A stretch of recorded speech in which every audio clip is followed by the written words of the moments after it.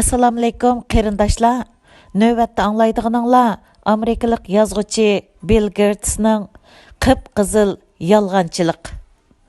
Kommunist Xitayning dunyoviy hukmron bo'lish istigining ishchi yuzi nomli kitobning davomi. 3-bob Xitay urushlari. 1-qism. Xitayga moyil tinchlantirish siyosatining mag'lubiyati. Wang Lijun kishilik huquq o'qituvchisi emas, lekin shuningdimi biz uni sirtkilarga, ya'ni Xitoy doiralariga mundaqli topshirib bera olmaydik. Bu uni o'lim jazosiga hukm qilganlik bo'ladi. Shunga uni davomliq qanot ostiga oldik. Shuning bilan biz Wang Lijundan qanday qilg'isi borligini so'rdik va Beijingdagi markaziy hokimiyat bilan aloqalashib, Wang Lijunning o'zi xohlab ularga taslim bo'lishini tavsiya qildik. Xitoy doiralari qarorimizdan to'limi mamnun bo'ldi. Sobiq davlat sekretari Hillary Clinton mushkul tanlashlar. 2012-yili 2-oyning 6-kuni Xitoyning janubidagi cho'ng shahar Chongqingda favqulodda bir ish yuz berdi. Chongqingning muavin shahar boshlig'i va Xitoy kompartiyasining yuqori darajalik amaldori Wang Lijun shuningdan 4 kun burun Chongqing shaharlik jamoat xavfsizlik idorasining boshliqlik vazifasidan elib tashlandi. Xitoy kompartiyasining hokimiyatini kapolatga ega qilishda zarur bo'lgan siyosiy xarakterlik saqchi va istixborot apparati bo'lmish mazkur idoraning boshqa 3 muavin amaldorimi tekshirilishga boshlagan edi. Bu vazifadan qoldirilish tekshirish harakatlari Wang Lijunga nisbatan xatarning yiqilishayotganligining shapisi edi. U muavin shahar boshliqlik o'rnini saqlab qolgan bo'lsa-mu, amaliy huquqi va shuhratidan, jumladan saqchi boshlig'i vaqtida bahramand bo'lib kelgan maxsus shofirdan, qo'g'dug'uchilardan ayrilib qolgan edi. Shuning bilan u qochadigan paytning yetib kelganligiga jazm qildi. Wang Lijun Beijingdagi rahbarlarga aloqador eng yuqori darajalik maxfiy istixborot va siyosiy uchurlardan, shundaqla ularning planlaridan xabardor edi. Shunga u mushu qimmatlik istixborotlardan foydalanib, o'z jinini Xitoy hokimiyatining to'mir qismidan qutqizib qilishga tayyorlandi. U saqchilarning nazorati ostida ishxonasidagilarga o'zining bir savdo yig'ini uchun Chongqingdagi Angliya konsulxonasiga borganligini aytgan va shundan keyin g'oyib bo'lgan. Jinoiy qilmishlarga qarshi qo'rqmas kurashchi deb nom olgan Mo'ng'ul millatidan bo'lgan Wang Lijun ayolchi yasinib, o'zini idorasining atrofidagi kuzatish to'ridan chetga elib, mashinaga chiqib va tushdan burun soat 10da Chengdu shahriga qarab mangdi. Va alayzal 5 soat yo'l yurgandan keyin Chengdu shahar markazining janubidagi Lingshigan, ya'ni konsulxona yo'lidagi 4-nomerlik binoga yetib keladi. Bu Amerika konsulxonasining adresi edi. U Xitoy davlat bexatarlik ministerligining konsulxonaga kirib chiqqan butun kishilarga qartilgan kuzatish sistemasidan o'zini chetga ilish uchun yanala ayolchi qiyofatini o'zgartmay, konsulxonaning oldi eshigidagi 2 shir haykalining orasidan cho'ng chamdab o'tib ketdi. Xitoy podshohlarining saroyi oldidagi qo'g'dug'uchi shir haykal qo'yish 1000 yillik tarixga ega bir ish. Buddizm diniga ko'ra shir haykal qo'g'dug'uchi kuchga ega deb qaraladi. Shaksizki Wang Lijun o'zining Chongqingdan kelayotgan yo'lda yoki konsulxona eshigiga yaqinli yerdagi bexatarlik saqchilar tarafidan to'sib ilinmaganligidan bakli xushal edi. Wang Lijun konsulxonaning ichiga kirib olsa, Amerika territoriyasiga kirgan hisoblanadiganligidan xushal edi. Wang Lijun konsulxonaning 3 amaldori bilan ko'rishdi. Ularning ichida bosh konsul, shundaqla Amerika Dövlət İşləri Məhkəməsinin və CIA'ның əməldari Peter Haymondmu бар idi. Көрішінің бешіда Ваң Лижун өзіні Xitay Компартиясының yuqur dərəcəlik əməldari, Cəmaət Xəvfsizlik Ministerliğinin əməldari və muavin şəhər başlığı dəb tanışdırıb, Amerika diplomatları bilan muhit asrash, ma'rif və fən texnik cəhətlərdə müzakirələşkisi barlığını aytdı.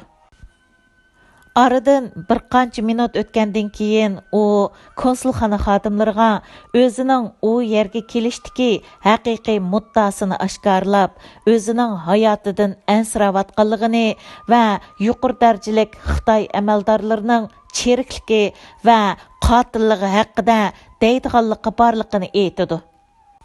U o'zining bildiganlarini oshkorlashni va yenida ilib kelgan bir döva Xitoycha hujjatlarni topshirib berishni xohlaydiganligini aytdi va buning badaliga siyosiy panohlik talab qiladi. U bu hujjatlarni siyosiy bomba deb tushuntirdi. Demasimi bu hujjatlarni haqiqatan shundoq deyishga bo'ladi.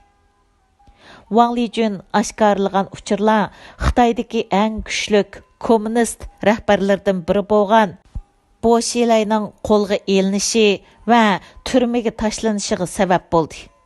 Bo Xilay Chongqing shaharlik partkomning sekretari bo'lib, qolg'uchilari qo'llarga qizil bayroq ko'tarib oladigan mavzudingcha siyosiy harakat qo'zg'agan edi. Ваң Лижун Chongqingdagi cheriklikka doir maxfiyatliklarni oshkorlashdan ilgari Bo Xilay Xitoy siyosiy byurosi doimiy komitetining hay'at nomzodligiga tanlangan edi. Ваң Лижун o'zining Bo Xilayning shaharlik partkomning sekretarlik o'rnidan foydalanib, necha milliard dollar qimmatidagi hukumat fondini o'g'irlaganlik qilmishidan xabar bo'lganligi uchun hayotining xavf ostida ekanligini amerikalik xodimlarga aniq aytdi. Texmo muhimi Ваң Лижун Bo Xilayning ayoli Go Kaylayning Angliyalik tijoratchi Neil Haywoodni zarlab o'ldirishga bevosita chetishlik ekanligini aytdi. Ваң Лижунning Xitoydan yuz o'rishini tanlashi favqulodda ish edi. Chunki u tarixdan buyon Xitoydan yuz o'rib Amerikaga berishni xohlaganlarning ichidagi eng yuqori darajalik amaldor edi. U bir chet el amaldoriga siyosiy panohlik berishning bosog'isidan o'tgan edi. Ya'ni uning hayotining xavf ostida qolganligini aytishi va tushuntirishlari darhol telegramma orqali Amerika Davlat İşləri Məhkəməsiga yo'llandi. Ваң Лижунga jiddiylashmasligi kerakligi aytilgan va konsulxonaning ichidagi uxlag'ili bo'ladigan bir uyda turishiga ruxsat qilingan. Chongqingda bo'lsa, Bo Xilayning Cəmaət Xəvfsizlik saqchilari tezla Ваң Лижунning qechib ketganligini bayqagan va uning Chengduga ketganligini jazmlashtirgan.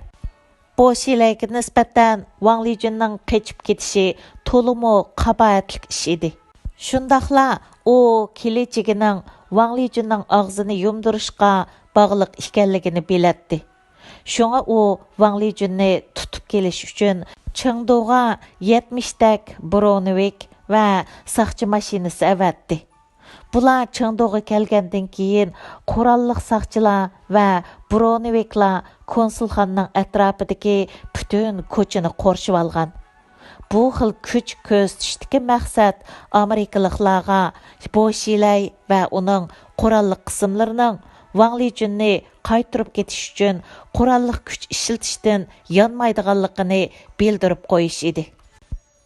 Konsulxonadan chiqqan bir Amerika diplomatining mashinasi Bo Xilayning saqchilari tarafidan oqtirilib, chet el diplomatlarining ta'siriga uchramaslik huquqiga daxl qildi degan e'tirozga sabab bo'lgan.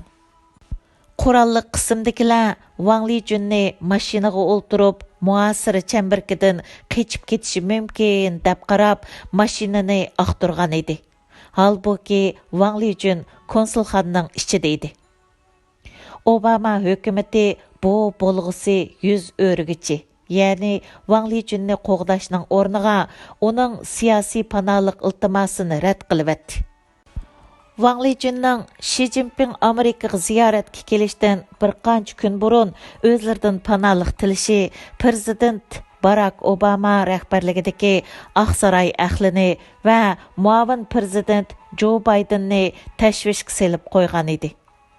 Halbuki Ши Цзиньпин ayni chaqda Xitoyning muavin davlat raisi edi va Xu Jintaoning o'rnini ilib Xitoyning oliy rahbarligiga aylanishi mumkin deb qaralıyotdi.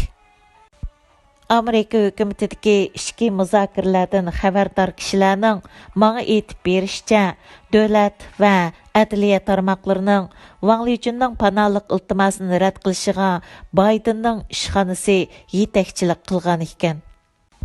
Bu rad qilish qilmishi 1980-yildagi Amerika panohlik tilash qonuniga xilof bo'lib, mazkur qonun ayni chog'dagi demokratiya, kishilik huquq va emgakka mas'ul muavin davlat sekretari Michael Posnerning qo'llashiga erishgan edi. Ван Лижунның iltimosini rad qilishdan iborat bu qarorda Birlashgan Davlatlar Tashkilotining tahdidiga uchirgan panohlik tilguvchilar haqidagi kishilik huquq kelishimimi ko'rmasga selingan. Ван Лижунның Xitoydan yuz o'rganligiga aloqador apparatlar aro muzokara yuqori darajalik amaldorlarning Ван Лижунның Kaliforniya Federatsiya sotchisining oldiga kelalish uchun uningga siyosiy panohlik berilishi va Xitoydan ayrilishiga yordam qilinishi kerak degan mazmundagi talash tortishlarni o'z ichiga oladi. Mazkur voqea haqida Chengdudagi konsulxonadan Davlat ishlari mahkamasiga yo'llangan 3 parcha telegrammada Ван Лижунdan siz bexatarligingizdan ansramsiz deb so'ralganligi Ван Лижунның bu savolga ikkilanmayla albatta shundoq deb javob berganligi eskartilgan. Ван Лижун o'zining Heywood haqida biladiganlari sababli bu shilayning o'zini ko'zdan yo'qotmoqchi ekanligiga qat'iy ishonadi. Halbuki 2011-yil 11-oyda Heywoodning o'ligi Chongqingdagi bir mehmonxonada tepilgan va bu qotillikqa aloqador urushlari butunlay yo'qotib o'tilgan edi. Washingtondagi bas munozirada Posner va Sharqi Osiyo ishlariga mas'ul muavin davlat sekretari Kurt Campbell shundaqla Adliya ministrligi va Davlat bexatarlik komitetining xodimlari telefon yig'ini ochgan va hammaylan birdak panohlik berishni to'g'ri topgan. Lekin oxirida Baydenning davlat bexatarlik maslahatchisi Antony Blinken ustunlikni egillagan va Ван Лижунga siyosiy panohlik berilmasligi kerak degan. Gerçi Blinken bir bayonotchi orqali bu ishni to'xtatib qo'yganligini inkor qilgan bo'lsa-mu, lekin boshqa amaldorlarning aytishicha, Blinken Ван Лижун konsulxonadan tezroq chiqarib etilmasa, Ши Цзиньпинning Amerikaga keladigan ziyoratidan yaltib olishidan ansirgan. Shu qitimliq ziyoratda Ши Цзиньпинni Bayden kutib oladi. Posner Ван Лижунның Chongqingda tashkillik jinoiy qilmishlarga vahshiy usullar bilan zarba bergan qattiq qo'l saqchi amaldorlik orqa ko'rinishi bo'lgan taqdirdami 1980-yildagi panohlik berish qonunining yanala uningga tatbiqlanadiganligini aytgan. Panohlik iltimosi rad qilingandan keyin Ван Лижунның konsulxonani qorishib olgan bu shilayning gumashdillariga emas, balki Beijing doiralariga taslim bo'lish haqida kengashishdan boshqa tanlash qolmagan. U 30 soat yoshiringandan keyin Chongqing shahrining boshlig'i Huang Qifan va muavin davlat bexatarligi ministri Qiu Jinga taslim bo'lgan. Huang Qifan va Qiu Jin 2-oyning 7-kuni kechda Ван Лижун bilan konsulxonaning ichida ko'rishgan va Ван Лижун shahar boshlig'i Huang Qifan bilan yarishib qolgan. Yerim kechida Ван Лижун bilan Чоужин сода аэропланының али бөлмесінде отырып 2 saat 40 minutluk Бейжің сәпірге атланған. Bir istihbarat mənbəsi mənə Boşilayның izchil yerlik hərbiy qismlarni tizginlashga urinib kelganligini va vaqa yuz bergan chaqda o'zining shaxsiy kontrolligida eng oz deganda 2 korpus askar barligi haqida maqtanganligini aytib berdi. Bu Xitay Kommunistik Partiyasi bilan Xitay Azadlıq Armiyasi orasidagi qar jamiyat tusi olgan rayon xarakterlik munosabat haqidagi favqulodda xabar edi. Wang Lijun Amerika tarafidan qamoq jazosi yoki o'lim tahlikasiga tashlab etildi. Aqsaray Davlat İşlər Məhkəməsinin işiga bevosita aralashib, necha 10 yilning yoki davomlashib kelgan Xitoyni tinchlandirish siyosatining bir qismi sifatida Wang Lijunni Xitoy bexatarlik doiralariga topshirib berishga majburladi. Bo'lg'usi 100 o'rgichi Wang Lijunning vaqasi necha 10 yildan buyanqi kishini hammadan bak cho'chitadigan istihbarat mag'lubiyatlardan biri. Shundaqla Xitoy Amerika uchun tahdid emas, ham zinhor tahdidga aylanmaydi degan qarashda ching turib olgan Xitoyparast siyosat belgilguvchilar va istihbarat xodimlarining ko'z qarashining avjiga chiqishi edi. Xitoy Kompartiyasining ichki faoliyatlari uning cherikligi, huquq markazlari haqida misli ko'rilmagan uchurg'i ega, tarixdan buyanqi eng zo'r qimmatga ega bo'lg'usi 100 o'rgichi Wang Lijun ana shu ravishda qo'ldan ketdi.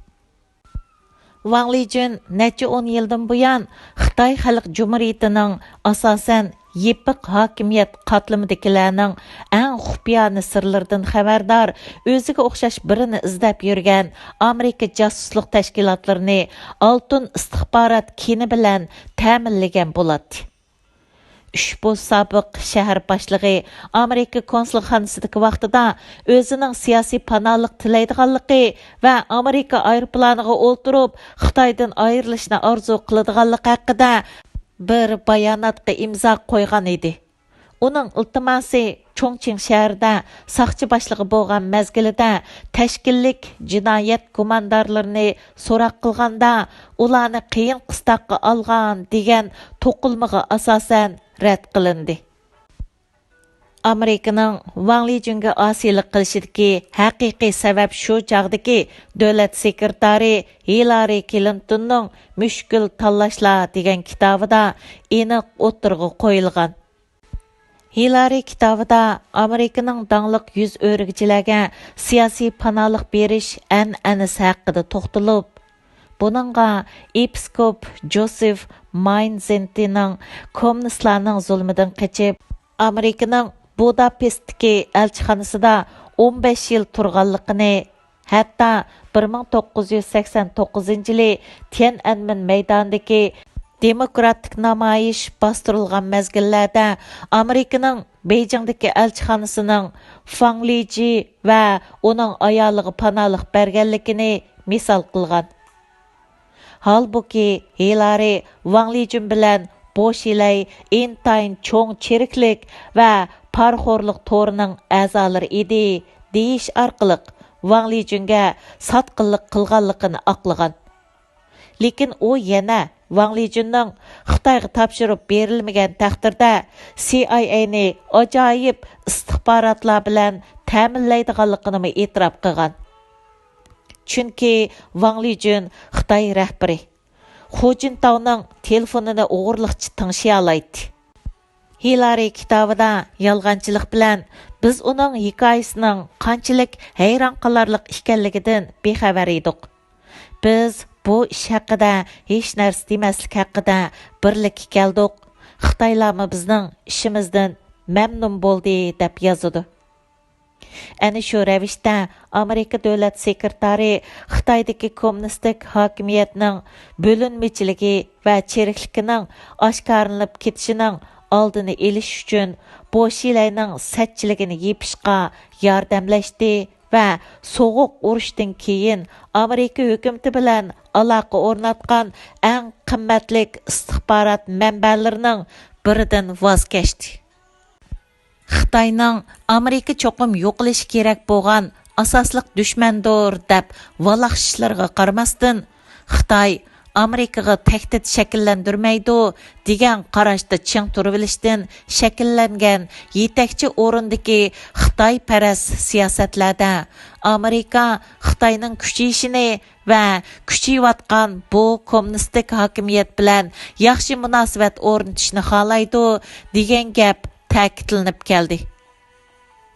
Obama hökuməti məzgilida Amerikaning düşmanlarini tinishlantirish Amerikaning eng muhim chet el siyosati deb qaraldi.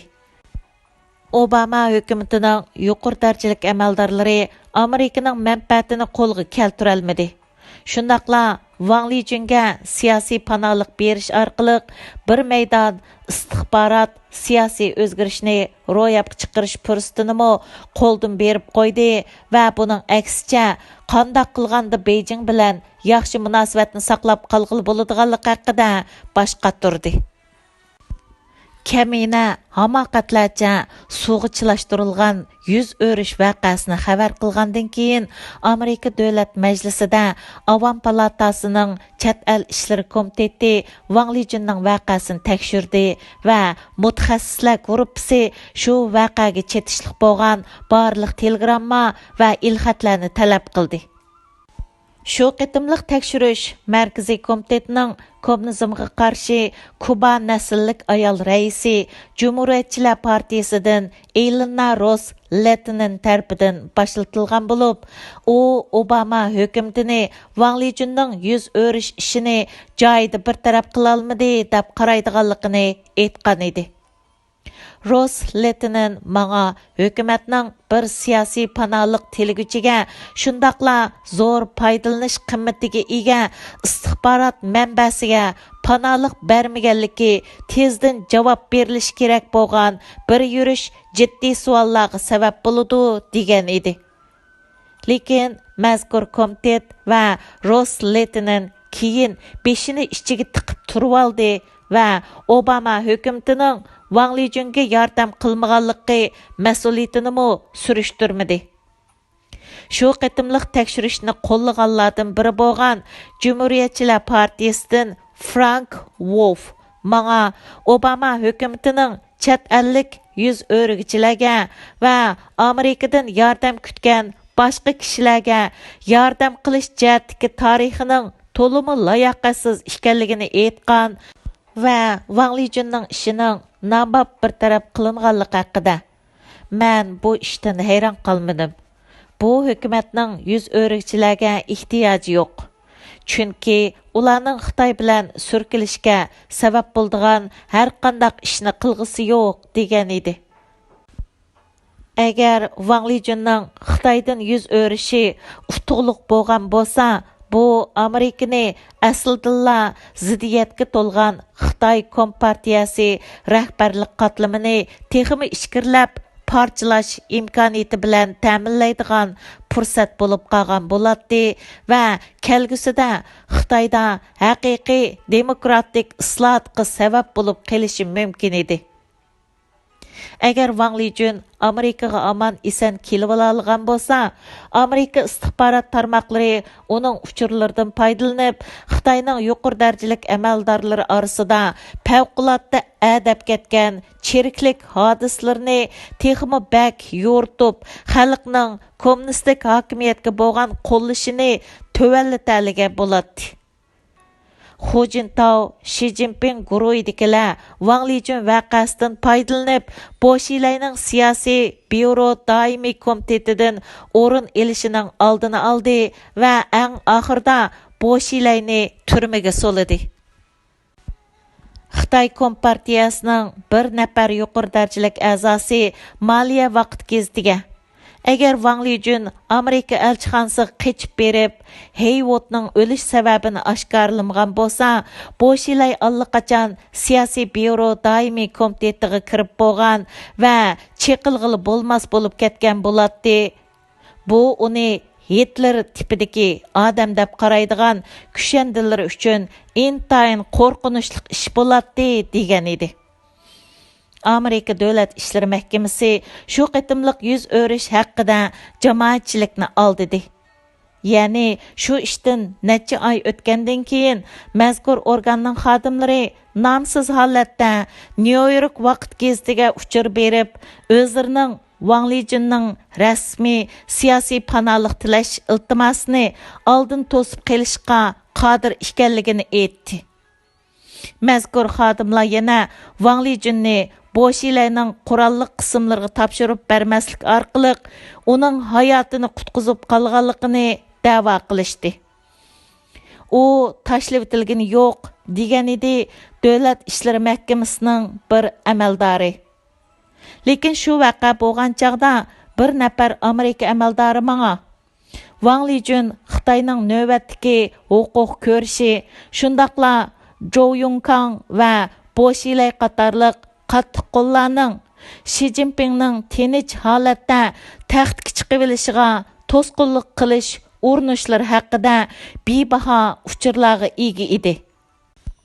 Ammo biz endi oldimizdagi hafta Xi Jinping Amerikaga kelish oldida turgan mushundaq bir paytda Xitoyning yuqori qatlamida nima ishlar bo'layotganligidan xabarsiz qoldik degan edi. Wang Lijun Amerika elchixonasiga kelishdan ilgari o'zining nima uchun shunday qilmoqchi bo'lganligini tushuntirib, bir parcha ochiq xat yozib qo'ygan bo'lib, hatto har qaysinglar bu xatni o'qiyotganda men allaqachon hayotimdan yoki erkinligimdan ayrilgan bo'lishim mumkin degan edi. Xatda yana Boshilay Chongqingdagi eng cho'ng qor jamiyat kattivishi huquq ko'rishida to'limi shafqatsiz odam deb sifatlangan edi. Xatda yana partiyadagi eng cho'ng munofiq Boshilayning vazifada o'ltirib olishini ko'rgim yo'q. Bundaq razil amaldor davlatimizni boshqursa, bu davlat va xalqimiz uchun ofat elib keladi deyilgan edi.